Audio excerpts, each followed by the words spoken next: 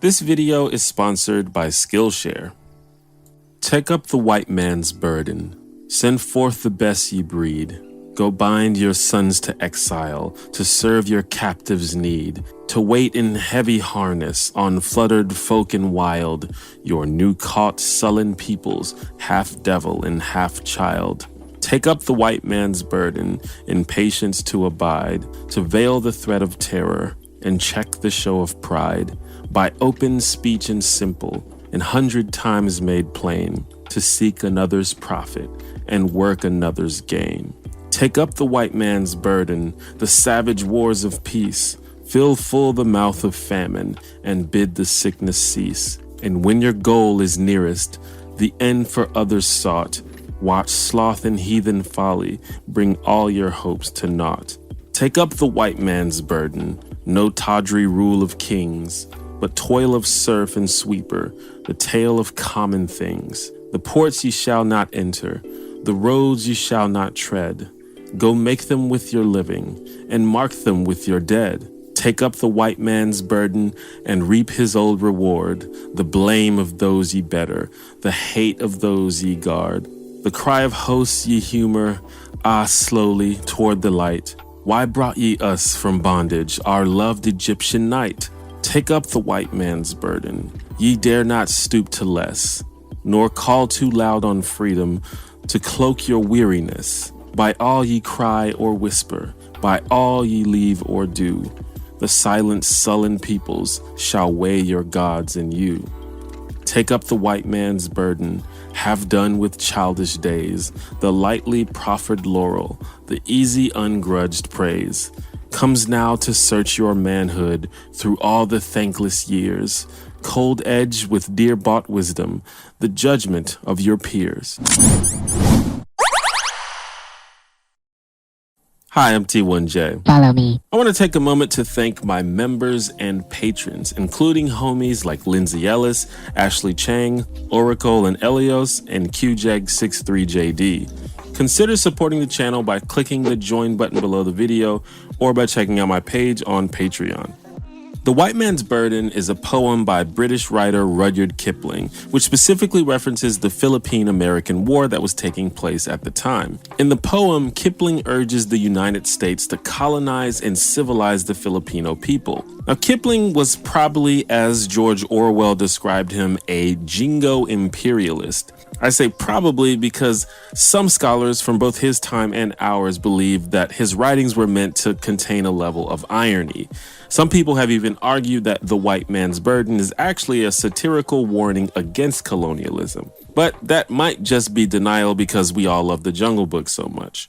To be honest though, and I know The White Man's Burden was published in 1899, so there's probably some old school tone that I'm missing, but it's one of those things where in some lines I'm like, this dude has got to be trolling. He writes about colonial domination like it's some sacrificial, thankless act that these savage people that he literally refers to as half devil and half child don't understand is what's best for them. But I'd argue that lack of self-awareness is pretty common in politics. At any rate, the poem and Kipling himself were well received across the white world. He became known as the poet of the empire, and later even authored propaganda pieces for the British government during World War I. His supposed argument was that it was the moral duty, a burden even, of white people to govern and control the non-white people throughout the world, because they were too primitive and uncivilized to govern themselves. As I mentioned, this is framed like some kind of selfless act for the benefit of other people who don't even realize the good work you're doing for them. To seek another's profit and work another's gain. But ultimately, the poem is concerned with white people and their supposed moral obligations, their strength of character and perseverance. The poem acknowledges that the people they're supposedly helping will probably be unreceptive and ungrateful to them. Reap his old reward, the blame of those ye better, the hate of those ye guard. Yet Kipling still insists that it must be done. So this obligation to help people of color really only exists for the edification of white people themselves. And that perfectly encapsulates the concept of the white savior. In my video about transracial adoption, I briefly mentioned the idea of the white savior in the context of white parents adopting children of color and being framed as the hero of that child's story. But the white savior concept actually has far-reaching implications and can be applied to various interactions between white people and people of color throughout the world. The idea of the white savior is often combined with the term savior complex, creating the white savior complex. The savior complex describes a situation where a person believes they have an obligation or destiny to save or help a person or group of people. So, of course, the white savior is someone who feels this responsibility towards people of color. Ironically, these days when we speak of white saviors, we don't usually mean conservative imperialists like Kipling. In fact, we're often referring to well-meaning progressives who actually want to challenge the systems of oppression often created by imperialism. But that's the danger of the white savior, as we'll talk more about, and why their actions are often referred to as a form of neo-colonialism by their critics. Despite good intentions, a wrong-headed approach could result in one becoming the very thing they claim to be working against. Now, of course, helping and providing aid to people is generally a good thing to do, especially people who are more marginalized and less fortunate than you are. But the issue arises when the focus of this help is the person doing the helping rather than the person being helped. Either a case where the person simply wants to do enough to feel good about themselves regardless of the actual outcomes, or cases where a person insists on being the hero regardless of their actual aptitude at the skills and knowledge required. In those cases, you'll almost invariably find that the help being offered is less effective than it could or should be. Or even sometimes that the type of help being offered isn't even what's required in the first place.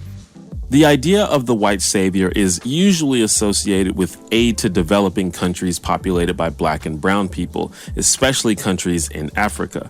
In America, and probably much of the Western world, we tend to think of these countries as poverty-stricken lands where emaciated children walk around with no shoes. And without a doubt, some of these places have been ravaged by corruption, war, and colonialism.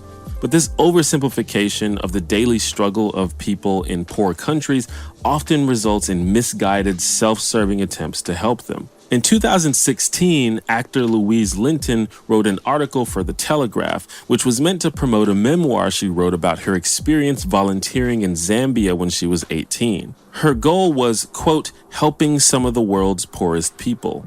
But while there, she apparently found herself in the middle of a violent conflict induced by the Second Congo War. The article contains great lines like, "I tried not to think what the rebels would do to the skinny white Muzungu with long angel hair if they found me." Muzungu being a Swahili term used to refer to foreigners, especially white people. The phrase skinny white Muzungu with long hair is in quotes as if someone said that to her, but maybe you have to read the whole book to get the context. Either way, that's pretty yikes. The most telling line in the article, however, is the sentence directly after. Clenching my jaw to stop my teeth chattering, I squeezed my eyes shut and reminded myself how I'd come to be a central character in this horror story. I think she said the quiet part out loud there. From her perspective, she's not an outsider who traveled to another country and found herself in the middle of a war that has nothing to do with her. Instead, she's a central character. And later in the article, she implies that the main reason she went on the trip was to prove herself to her mother, who also did international volunteer work. And once she came to terms with that, she escaped and headed home, leaving the fates of the Zambian villagers uncertain. This lines up with the themes of the white man's burden. Her ultimate mission was not to actually help people, she wanted to save people. And she wanted to do it so she could prove something to herself. And to be fair, Linton admits in the article that she was young and stupid and didn't do enough research.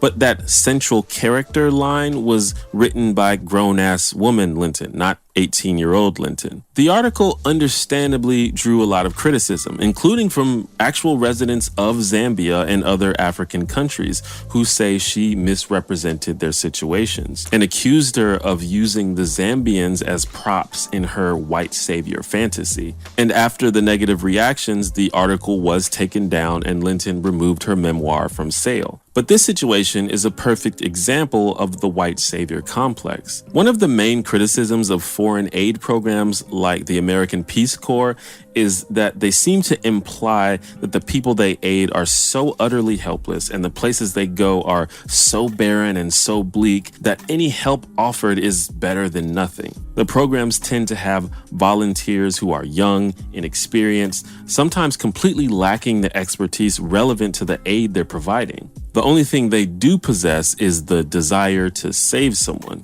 One of the reasons I think that Africa and other developing areas are such an appealing target for white saviors is that for most of them, it is an exotic, faraway land. There are plenty of starving, suffering people in our home countries, and there are plenty of people in the world besides shoeless children who need aid and advocacy, like veterans and disabled people. And I'm not saying it's a competition, but I do think for some people it's less romantic. It's less of a story. And also, I think it's easier to digest that starving kids in Africa aren't poor because they're lazy and stupid, which is basically how we talk about the poor here back at home. It's true that most poverty-stricken areas need things like food, medical care, and water, and not just periodic gifts from charity organizations and kind-hearted rich people, but a sustainable system of providing these necessities. But beyond that, these people need the same things we need: employment, business loans, transportation, effective political leadership, infrastructure, safety, education. And it's important to note that needs change and vary depending on where you go. For example, according to Afrobarometer, an African research network, education is a top concern in Sierra Leone, while access to food was more important to residents of Niger and Mali. And many of these countries simply need better internal leadership, not foreign aid specifically. These are the things you have to research and take into account if your goal is actually helping people. The white savior complex is taken advantage of by organizations like UNICEF and Save the Children, who make those dramatic, guilt-inducing commercials with the sad music and close-up portraits of those emaciated children I mentioned before. And those are problematic because they've heavily contributed to our oversimplified image of life in Africa and other developing areas.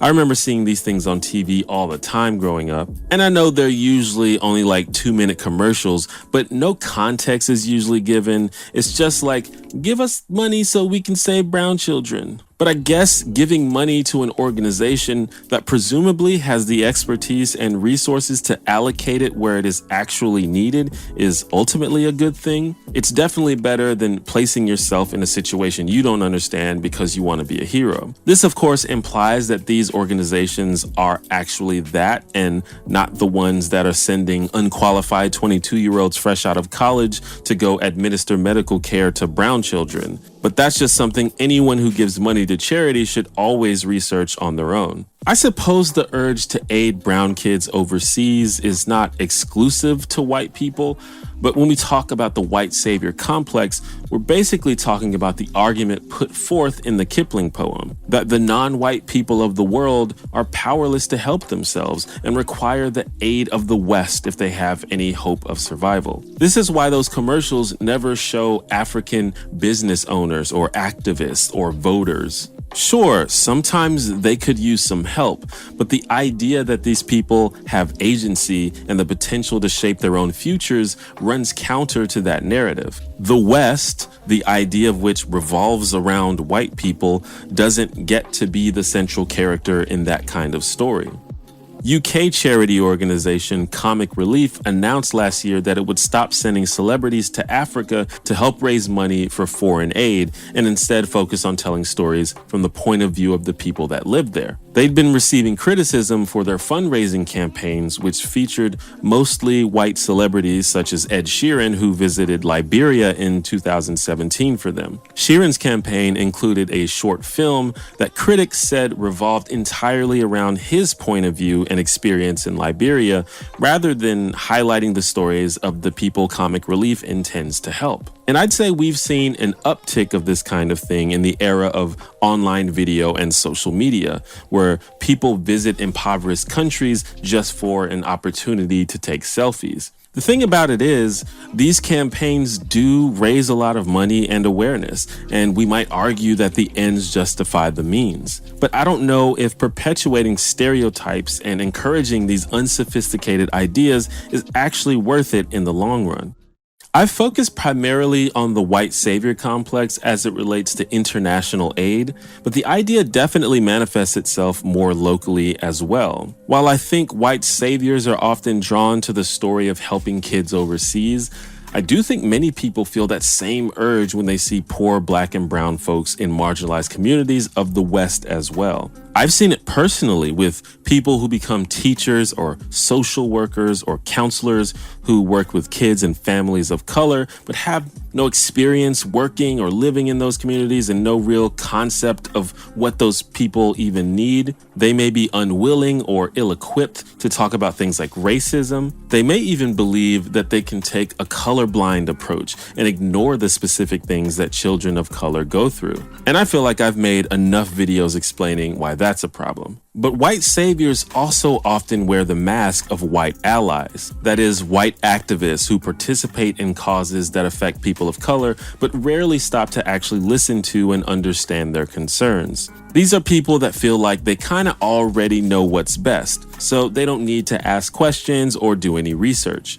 They may be hesitant to listen to disagreements and overly defensive when critiqued. This has some overlap with performative activism, which I covered in a previous video that you can watch. Some people simply want bragging rights or to look good in front of others, but I actually think that white saviors are usually well-meaning. I think even Kipling probably genuinely believed his ideas were good for the world. But good intentions do not always lead to good actions. Unfortunately, good intentions are just not worth very much on their own. The white savior complex has also permeated its way into mainstream culture through media. Many great videos and articles have already discussed pop culture depictions of the white savior trope, of which there are many. Movies like Gran Torino, The Help, Freedom Writers, Green Book. In these movies, it seems to be argued that solving issues like racism, poverty, and oppression requires the perspective and mediation of white people. And they often paint people of color as helpless or incapable in the same way that white saviors do in real life. And even if they don't do that, they still generally frame the narrative around the actions of the white protagonist. Movies like this very often frame the saving of people of color as a white man's burden. The protagonists often face hardship and hatred as a result of their aid to the people of color in the film. The difference is that in the movies, white saviorism is highly effective and generally appreciated by those being saved. It's hard to tell sometimes whether the white savior narrative in pop culture is a product of the Kipling-esque colonial mindset that infantilizes people of color, or if it's what New York Times critic Wesley Morris referred to as a racial reconciliation fantasy, wherein white people apologize for not fixing racism in real life by creating characters who can fix it in a couple of hours of runtime. Either way, it's likely the case that these unending depictions of white saviors in films, especially considering how they tend to overshadow and outperform media that actually does center on the stories of Black and brown folks, contributes to the spread of the white savior complex in general. Now, I do not want to come off as saying that any time a white person attempts to help people of color, they are being a white savior. In the West, one of the most powerful and effective ways of helping marginalized communities is for white people to leverage their privilege on their behalf. The thing that identifies a white savior over a white ally is when the focus is on you rather than the people you're helping. And listen, you're allowed to feel good about yourself when you do something good for other people. But you're only doing something good for other people if you have taken the time to listen and understand what they actually need. And if you treat them like humans with feelings and agency instead of helpless children who would be powerless if you weren't around. And especially if you don't treat them as props for some hero fantasy you have or as background players in your social media savior campaign.